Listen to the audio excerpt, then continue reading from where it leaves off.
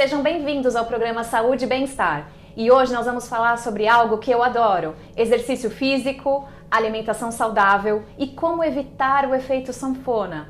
Nós vamos ter em nosso programa hoje a nutricionista Letícia Nadaletti. Ela vai nos passar dicas valiosas. Então eu espero você aqui. Vem comigo!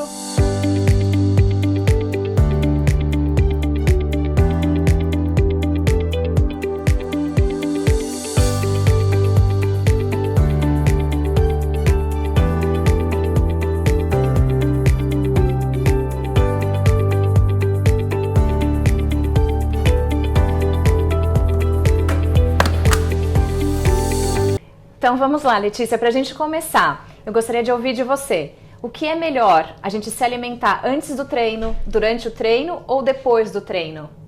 Bom, depende muito de cada pessoa, então é bem individual e também depende do horário que a pessoa vai treinar. Aquelas pessoas que treinam muito de manhã, muito cedinho, é comum a gente ver que elas fazem um treino em jejum, né? Elas não conseguem, não dá tempo de comer nada ali naquele período antes do treino. Então, nessa situação específica, a gente pode pensar em algo na noite anterior. Por quê? O estoque de energia que a pessoa vai ter para treinar é de cerca de 4 horas antes do treino. Então, se uma pessoa acordou e vai treinar em jejum, o que vai contar ali como estoque de energia dela é a última refeição que ela teve no dia anterior, a ceia ou a janta. Então, o importante nesse caso é ter uma janta ali bem completa, com bastante fonte de carboidrato, complexo de preferência, que é aqueles com mais fibra, e isso vai fazer com que tenha energia suficiente para treinar em jejum. Então, isso é bem importante lembrar que o jejum, não que seja uma prática errada, mas tem que ter uma refeição muito boa, a última refeição ali do dia anterior. Já em outros casos que a pessoa consegue se alimentar antes, isso vai variar do período de tempo que ela tem entre a alimentação e o treino. Então, se ela tem ali cerca de somente 30 minutos, por exemplo, é importante que seja algo líquido ou algo de uma fácil digestão. Pode ser um shake, o shake que a gente fala, não aquele shake pronto, industrializado, mas bater um leite vegetal, um leite de vaca com uma fruta, banana de preferência, porque é uma fonte de carboidrato complexa, uma aveia, isso tudo vai dar energia ali para ela e vai ser algo de mais fácil absorção. Já aquelas pessoas que têm um maior tempo, então de meia hora a 1 hora e meia, ela consegue comer algo mais amassadinho, então aquela forma mais cremosa, que pode ser um mingau de aveia, uma boa opção. Ou então, caso ela tenha ali uma janela de 2 horas, mais que 1 hora e meia, 2 horas, pode ser uma refeição sólida. Então o almoço entra nessa questão. Se ela vai almoçar e vai treinar depois do almoço, é importante que ela tenha ali um período, um intervalo de pelo menos 2 horas, para que não se sinta mal, não volte tudo e ela consiga fazer o treino certinho, sem se sentir mal. Agora, voltando nesse assunto de fazer o treino em jejum, também não é para qualquer pessoa, né? Existem restrições para isso. É importante falar que é para aquelas pessoas que já estão acostumadas, que elas não se sentem mal e também tem que ter uma alimentação muito balanceada num dia inteiro, para que no dia posterior, quando você vai treinar em jejum, você consiga fazer tudo sem se sentir mal. Precisa ter uma energia ali, e aquelas pessoas que têm costume, por exemplo, de comer e malhar, pode ser que elas não se deem bem, elas vão sentir fome no treino. E caso ela não tenha uma alimentação muito balanceada, que vai dar aquela energia que ela precisa, ela pode se sentir mal, passar mal, né? Pressão cair, glicemia baixa, hipoglicemia. E pessoas que já têm caso de hipoglicemia mesmo, né? Normalmente, ela também não vai se sentir bem fazendo esse treino em jejum. O treino em jejum é mais a nível de você consumir as calorias que o seu corpo já tem, para você reduzir o seu peso. Dentro da nutrição a gente tem várias estratégias, principalmente para perda de peso, emagrecimento, que é o que a gente mais vê dentro do consultório de nutricionista, né? Mas essa estratégia de jejum intermitente, para quem usa para emagrecimento, ela tem que ser feita com acompanhamento de nutricionista. Por quê? O principal objetivo dela é que você diminua a janela que você tem para comer. Então, a gente já faz um jejum normalmente, que é o de dormir. Então, quando a gente dorme, a gente fica 8 horas sem se alimentar. Isso já é praticamente uma janela de jejum. Porém, hoje em dia a gente vê que nessa estratégia tem janelas de 12, 16, até 24 horas. Isso faz com que você tenha uma janela menor para se alimentar, e aí, teoricamente, você faz menos refeições. O problema é, Se a pessoa faz esse jejum intermitente, nessa janela que ela tem para se alimentar, ela come muito mais do que ela comeria se não estivesse fazendo o jejum, não tem sentido, não vai dar resultado. Porque o que importa é ali a quantidade de calorias que ela está consumindo no dia. Então, se ela consumir muito mais do que ela estivesse consumindo sem fazer o jejum seria mais eficiente e traria mais resultados para ela. Porém, tem pessoas que não conseguem, né, comer isso de manhã, então o jejum intermitente pode ser uma opção. O importante é que, diminuindo o tempo que você tem para comer, você também consegue diminuir o quanto come e quanto de calorias você está ingerindo. E aí sim, vai resultar na perda de peso. Letícia, hoje em dia existem muitos aplicativos de fáceis acessos que a gente consegue ali monitorar a quantidade de caloria, o exercício que a gente deve fazer, o quanto a gente deseja perder em peso. O que você acha? Você recomenda esses aplicativos para os pacientes ou não? Você acha que existe um risco do paciente seguir o que está escrito ali? Existe risco e tem pessoas que se beneficiam, tem pessoas que realmente precisam daquele suporte ali diário, de ter um lugar para conseguir se monitorar, mas tem muitas pessoas que não se dão bem com esse aplicativo. Elas acabam ficando muito presas, né? Elas criam uma dependência muito grande e isso não é saudável, né? A gente quer que ali a alimentação, a relação com a comida seja saudável, seja algo que seja prazeroso e que ela tenha liberdade tanto de comer coisas que ela gosta, porque isso também gera maior adesão, quanto de ter uma alimentação saudável. E o aplicativo, às vezes, faz com que a pessoa fique tão presa que ela perde esse prazer e ela não vê aquilo ali como uma alimentação, assim como uma dieta, uma coisa temporária que pode gerar transtornos e traumas que ela vai carregar e que talvez isso pode atrapalhar ainda mais no objetivo dela. Muito bem, você acabou de falar em transtornos. A gente sabe que existe transtorno, né? E é muito falado sobre transtornos de dismorfia em pessoas que praticam exercício.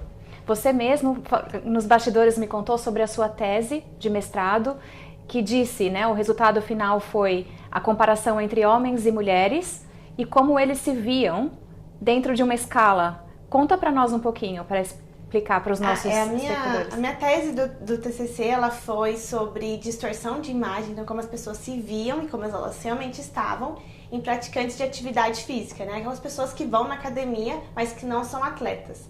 E o resultado mostrou que realmente tem uma distorção de imagem, sendo que as mulheres, elas apresentaram o resultado de que elas se veem mais acima do peso do que elas realmente estão, e os homens se veem mais abaixo do peso do que realmente estão.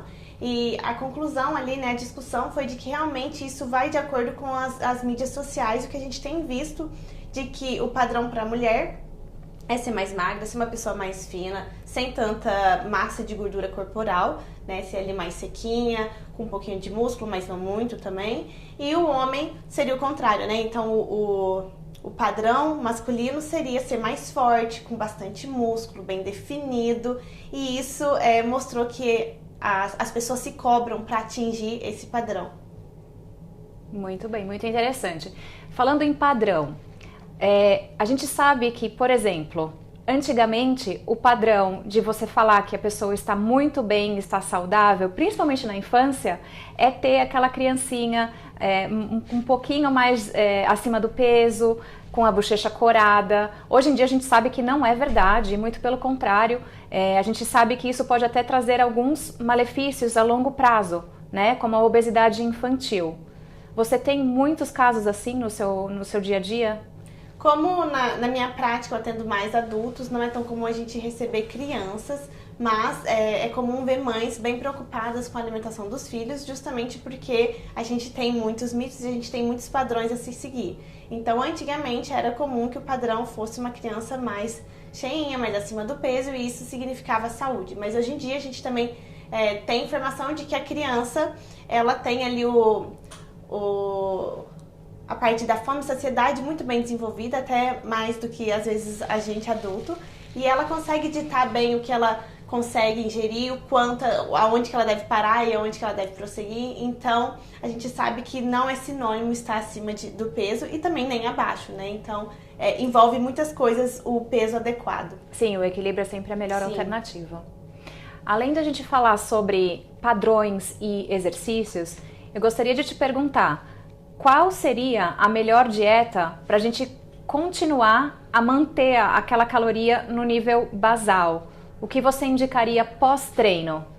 Bom, pós-treino ali é importante que seja uma refeição completa para poder retribuir e repor todos os nutrientes que perdeu ali durante o treino. Porque no treino, dependendo do treino, né, depende muito da intensidade de qual esporte está praticando, a gente perde muita água, então é principalmente a água, né, é bom a gente ter um consumo ali muito bom.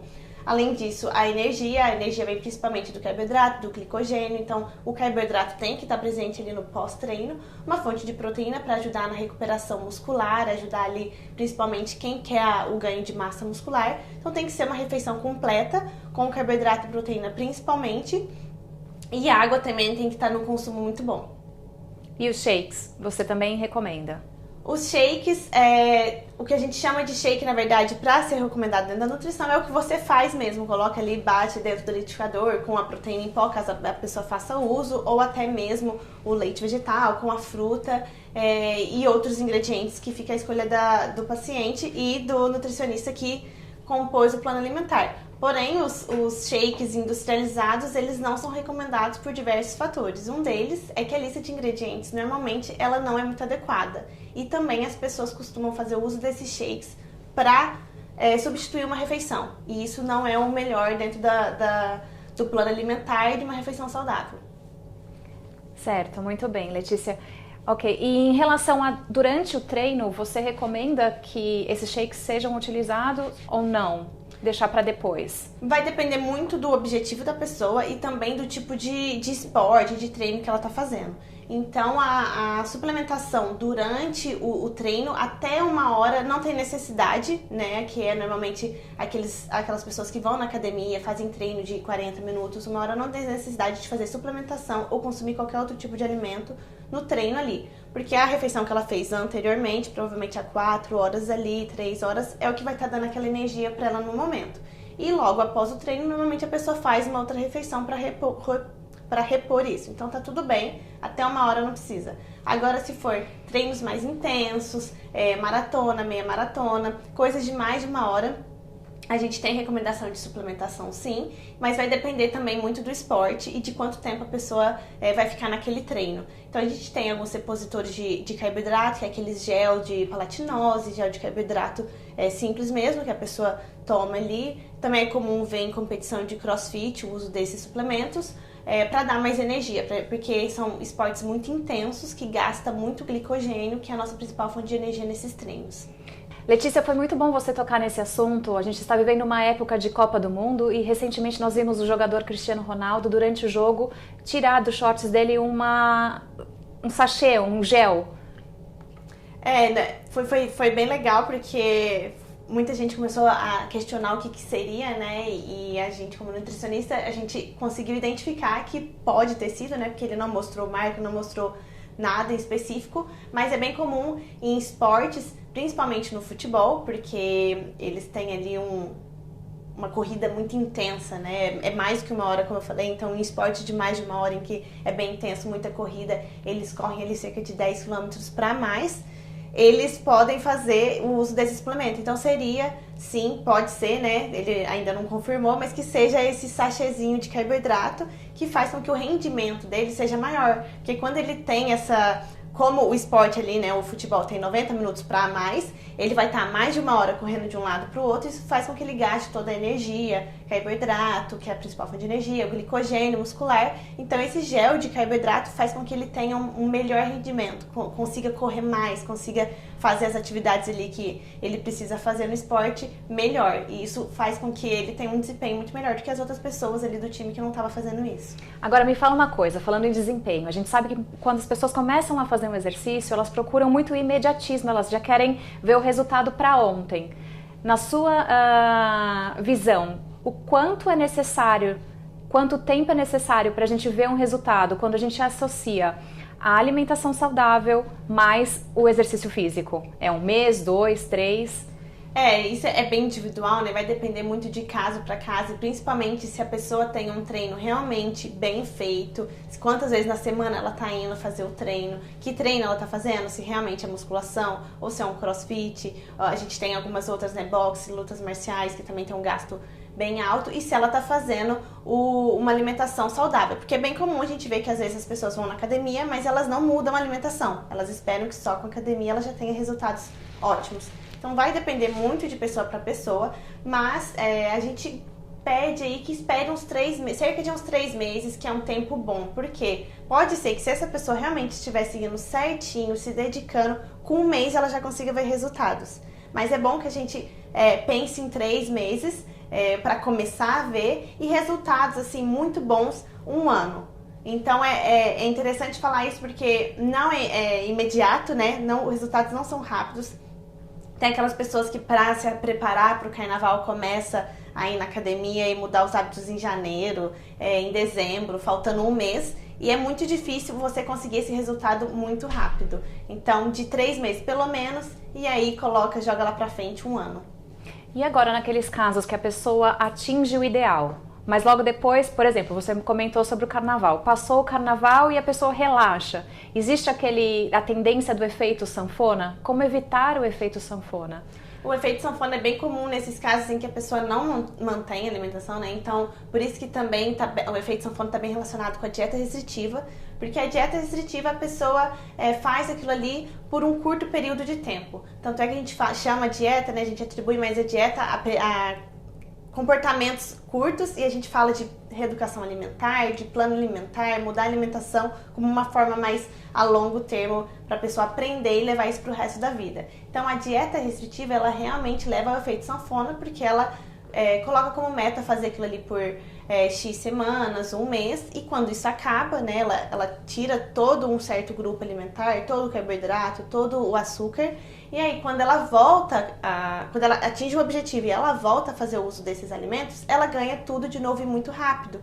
E aí ela ganha muito rápido, ela fala, não, agora eu vou fazer a dieta restritiva de novo, perde de novo, porque com o baixo consumo de calorias, ela realmente vai perder o peso. Só que ela volta a fazer tudo que ela estava fazendo antes, e ela ganha tudo de novo.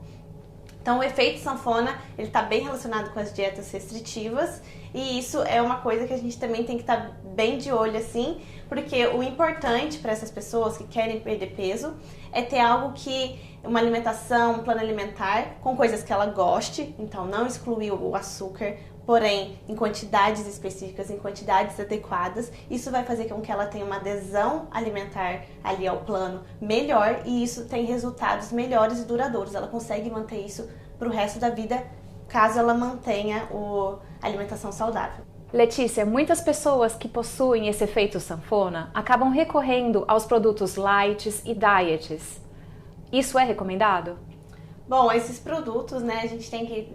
O que eu gosto de ensinar também é a leitura de rótulos, porque a gente tem que aprender a saber o que são esses produtos. Então, os produtos diets, normalmente, eles são recomendados para pessoas que têm diabetes, porque eles são baixos em carboidratos, em açúcares, né, mais especificamente. Já os lights, eles tem uma redução de algum componente ali que normalmente vai vir no rótulo. Então ele pode ser light com redução de gorduras, ele pode ser light com redução de carboidratos, então ele pode ser light em algum ingrediente específico, mas tem que sempre estar de olho no rótulo para ver o que é.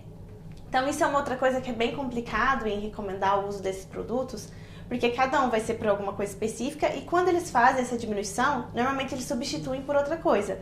Então, se é light reduzindo o açúcar ou reduzindo o carboidrato, às vezes eles adicionam uma fonte de gordura para balancear aquilo ali, para o produto ficar de uma forma que a pessoa vai gostar de comer, e isso pode ser que aumente as calorias. Então, aumentando as calorias, a pessoa vai estar consumindo mais calorias do que se ela estivesse consumindo o produto original. Então tem que ficar de olho nessas enganações de rótulos, nessas enganações da indústria mesmo, porque às vezes elas fazem para atrair o consumidor, mas o consumidor não sabe realmente o que é que ela está consumindo. Às vezes o light não é light no sentido de que vai estar consumindo menos calorias, mas vai estar consumindo algum outro ingrediente ali da fórmula.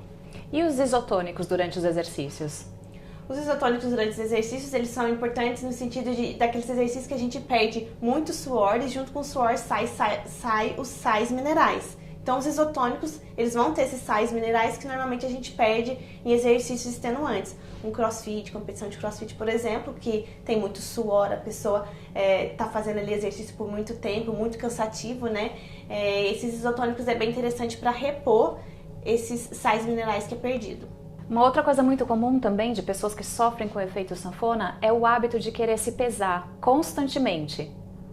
Por exemplo, hoje ela acordou um pouco mais magra, ela consegue fazer uma dieta mais um pouco calórica, vamos dizer assim. O dia que a balança mostrou alguns quilinhos a mais, ela volta para uma dieta mais restritiva. O que você recomendaria?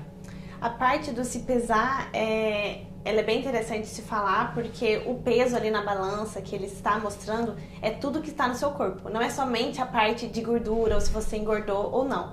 Então, o recomendado, né, o que eu gosto de recomendar os pacientes a fazer é não se pesar com frequência, principalmente todos os dias ou até mesmo toda semana. É deixar pra gente fazer essa pesagem em consulta e caso tenha necessidade. Muitos casos, né, eu tenho muitas consultas online que a gente não faz uso da balança. É muito melhor a pessoa ver o seu avanço, os seus resultados, se olhando no espelho do jeito que ela se sente bem, olhando que as roupas estão mais largas ou mais apertadas. E isso é muito mais indicado do que a balança. A balança, ela vai mostrar todo o peso que está no seu corpo. Então, tanto de massa de gordura, massa muscular, isso também é importante falar, porque quando a pessoa começa a malhar, ela pode ver uma diferença na balança sim, porque a massa muscular ela é mais pesada do que a massa de gordura.